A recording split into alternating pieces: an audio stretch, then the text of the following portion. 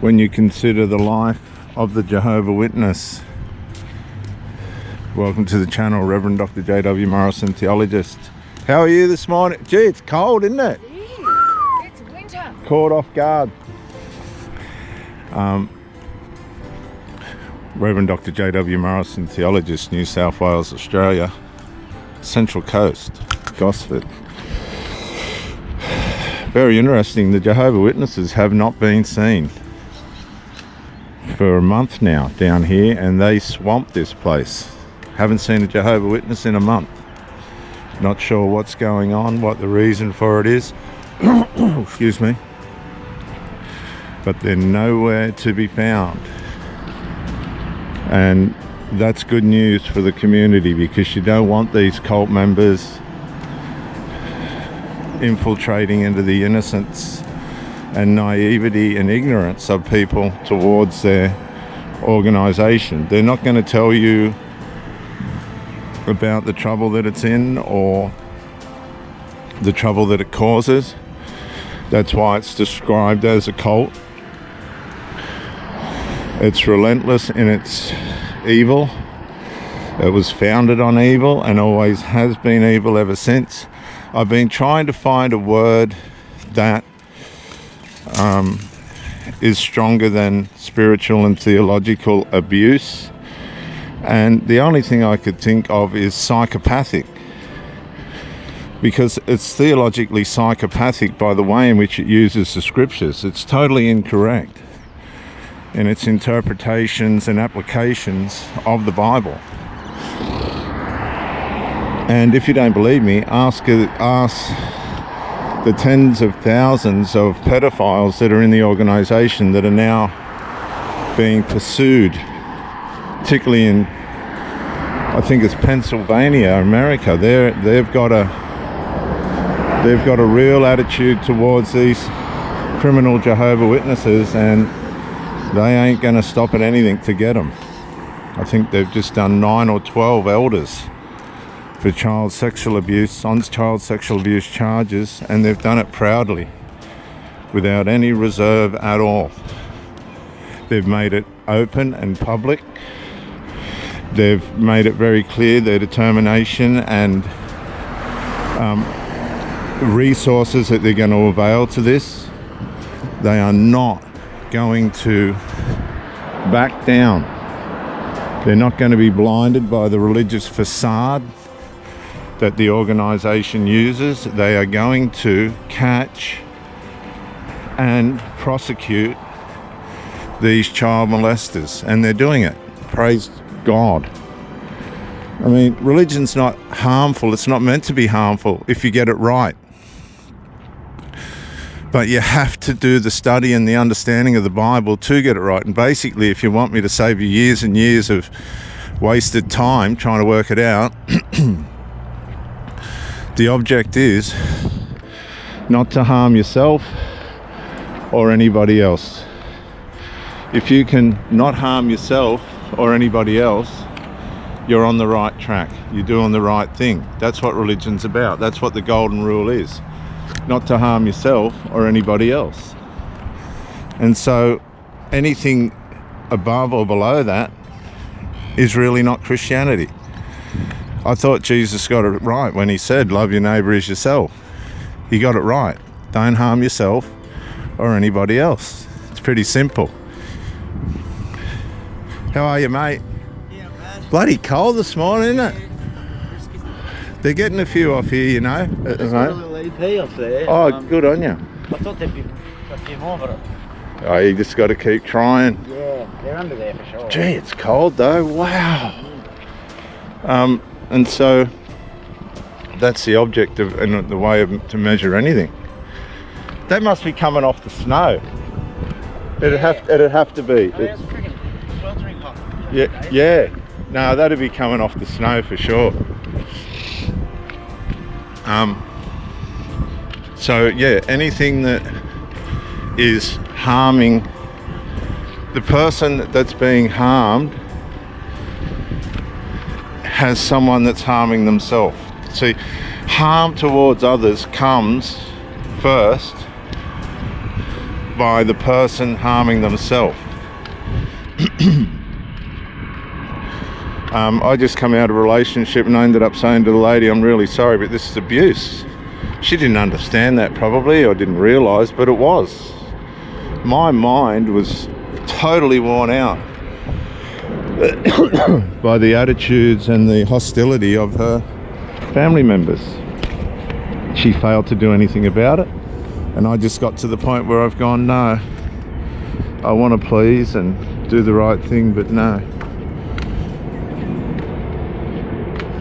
I'm not gonna be abused. And I think it was a reverse discard situation anyway, where she wanted a 10. But the Jehovah's Witnesses will do that as well.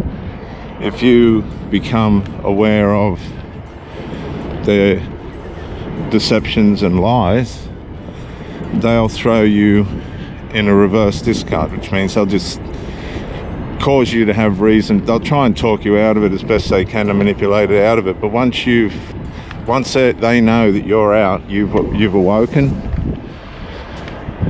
they'll push you along to go away, which is to cut you off, which is to shun you.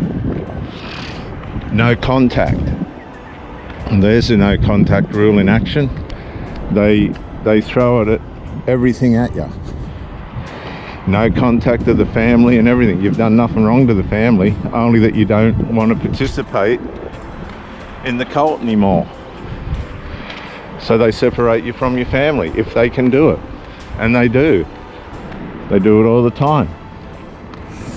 All the time.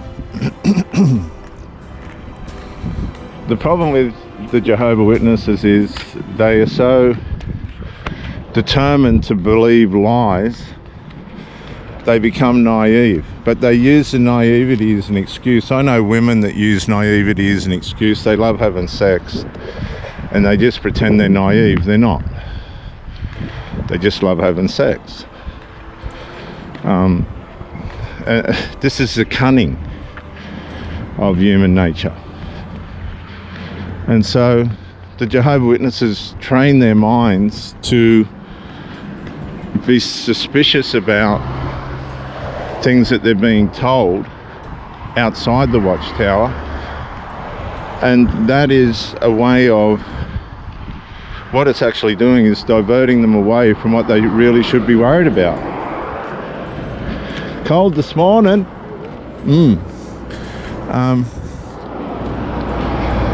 And so therefore there's a cognitive, they call it dissonance, but it's more than that. It's a cognitive, deliberate, they're constantly battling against themselves. They're fighting against their mind, because their mind would be searching for truth, but because they're so used to denying the truth and believing lies, they become completely deluded, and they want to delude others. So their delusion starts to spread if they can get their hands on people.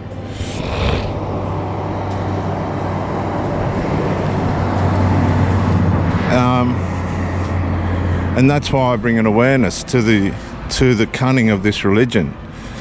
They're very cunning. It's psychopathic narcissism, because they love bomb you and get you in. Once they infiltrate your mind and get your devotion and loyalty focused on the organization, then they hand you sorry, we've all been caught this morning. The wind's changed and it's coming off the snow, and it's 10 degrees cooler than what it's been. But then they hand you over to the system and the elders and that run it. And if you conform, well, everything goes smoothly.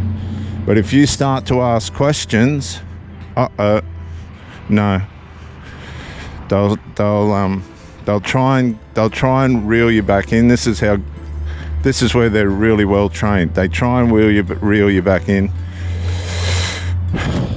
but it doesn't always work. This is why a lot of people in the Jehovah's Witnesses are naive and tend to be they don't seem to be all that smart. Yeah, so if you are a Jehovah's Witness, I challenge you to look up the Australian Royal Commission and tell me if the whole way in which that went about was godly. If ever I've seen evil, it was through the Australian Royal Commission. It's cold this morning. You cold? We got caught off guard. Wind's coming off the snow.